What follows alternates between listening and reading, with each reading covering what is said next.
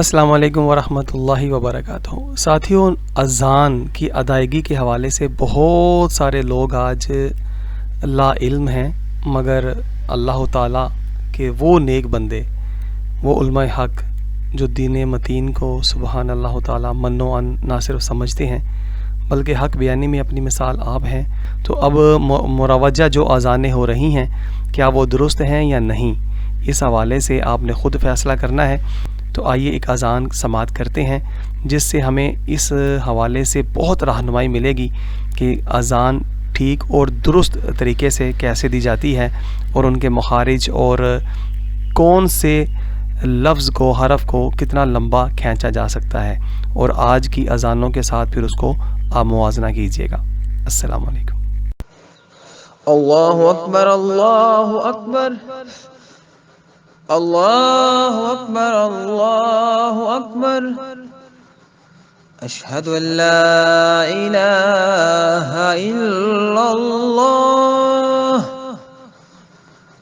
اشہد ان لا الہ الا اللہ، اشہد ان محمد رسول اللہ، اشہد ان محمد رسول اللہ، حی علی الصلاة، حی علی الصلاة،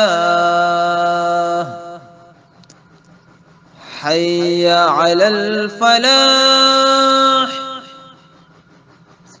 حی علی الفلاح، اللہ اکبر، اللہ اکبر، لا الہ الا اللہ۔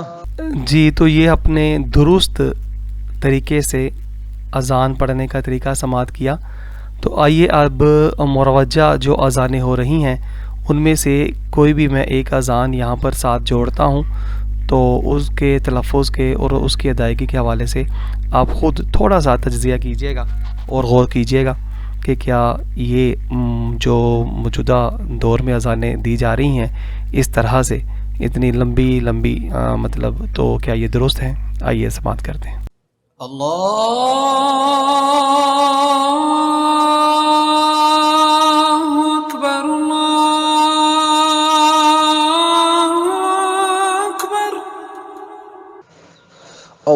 اکبر، اللہ اکبر، اللہ اکبر، اللہ اکبر، اللہ اکبر،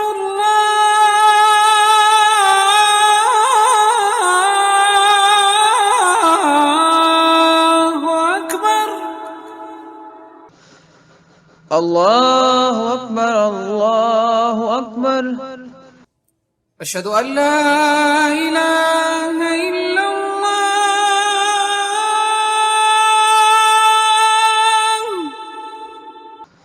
اشہد ان لا الہ الا اللہ، اشہد ان لا الہ الا اللہ،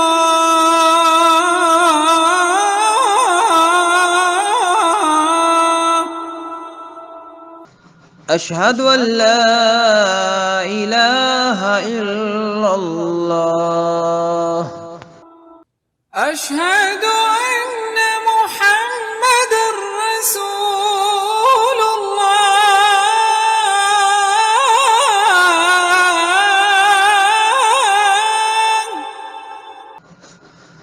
اشہد ان محمد رسول اللہ، اشہد ان محمد رسول اللہ،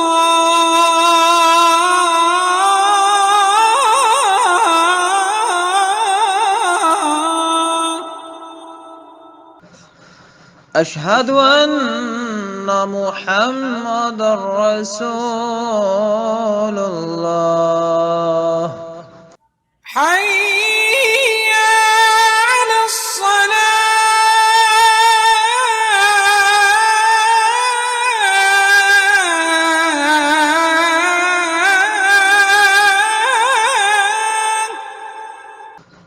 حي على الصلاة.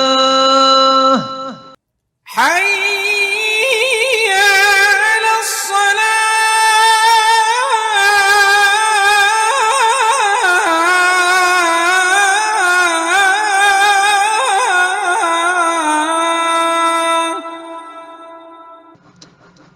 حي على الصلاة.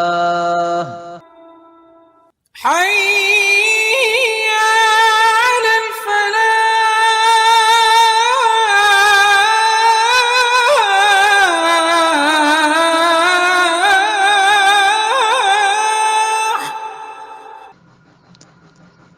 حي على الفلاح. حي على الفلاح.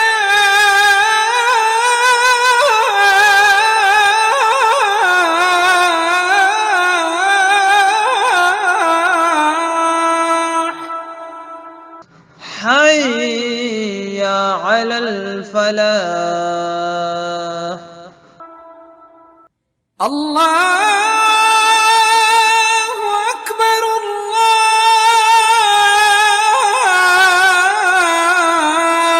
الله أكبر. الله أكبر الله أكبر. لا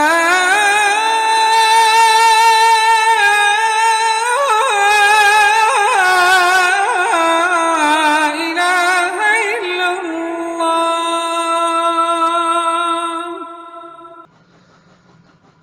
لا إله إلا الله. जी तो साथियों, आपने समाअत किया दोनों अज़ानों को कि एक अज़ान किस तरह से पढ़ी जा रही है और दूसरी अज़ान किस तरह से पढ़ी जा रही है। हकीकत में अज़ान के जो आखिरी हरूफ हैं उनके आखिर में इतना लंबा यानी कि मद जो है वो है ही नहीं, या पेश है या उसकी ज़ेर है। इसके बाद अगर हम ख़ुद थोड़ा सा गौर करें तो कितनी मकदार में हरूफ को खींचा जा सकता है, इसका क्या कायदा है, यकीनन ये अहले इल्म जानते हैं। अस्सलामु अलैकुम।